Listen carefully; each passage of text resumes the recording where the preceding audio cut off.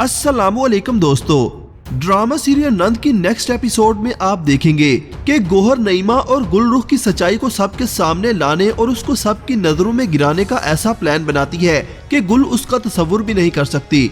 गुलरुख अपनी बात पर अड़ी रहती है। उसकी मासूम और भोली भाली माँ को गौहर ने ही अगवा करवाया है, इसलिए उसने हसन से मिन्नत समाजत की कि वो गौहर का पीछा करे ताकि उसको पता चल सके कि आखिर नईमा बेगम को गौहर ने कहाँ कैद करके रखा हुआ है।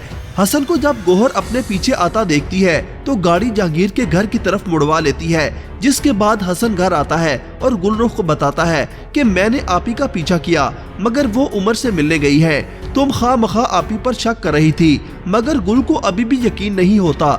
वो हसन से कहती है आप लाख चाहे अपनी आपी पर भरोसा करें, मगर मैं जानती हूँ कि वो खेल खेल रही है। गुल की इस बात को सुनकर हसन गुस्से में गुलरुख से कहता है अगर ये बात साबित हो गई कि आंटी को आपी ने ही अगवा करवाया है तो हम उनको धक्के देकर इस घर से निकाल देंगे। जिस पर गुल को तसल्ली होती है कि उसको अपनी माँ को तलाश करना होगा, तभी वो गौहर की सच्चाई सबके सामने लाकर उसको घर से निकलवा सकेगी। गौहर ने जो कुछ सोच रखा है वो आगे चलकर गुल को हिला कर रख देगा।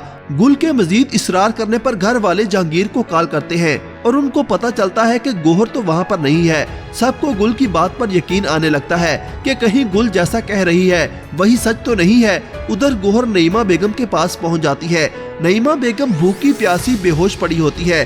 गौहर पानी का गिलास ले जाकर नईमा बेगम पर डाल देती है और रस्सी लेकर उसका गला दबाने लगती है। नईमा बेगम उससे माफी मांगती है कि प्लीज मुझे माफ कर दो। तभी गौहर उसके सामने शर्त रखती है कि तुम्हें एक सूरत में माफी मिल सकती है, जैसा मैं तुमसे करने को कहूंगी तुम्हें वैसा करना होगा।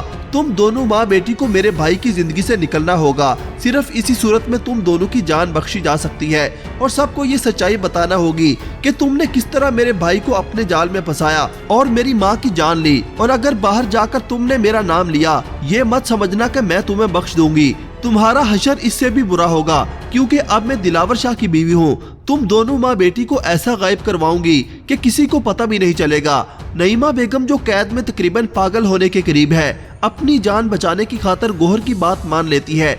अब ये देखना काफी इंटरेस्टिंग होगा कि नईमा बेगम गौहर की बात मानती है या गौहर की चाल उस पर ही उल्टी पड़ने वाली है। आप इस बारे में क्या राय रखते हैं? अपनी राय का इजहार कमेंट सेक्शन में जरूर कीजिएगा। अल्लाह हाफिज।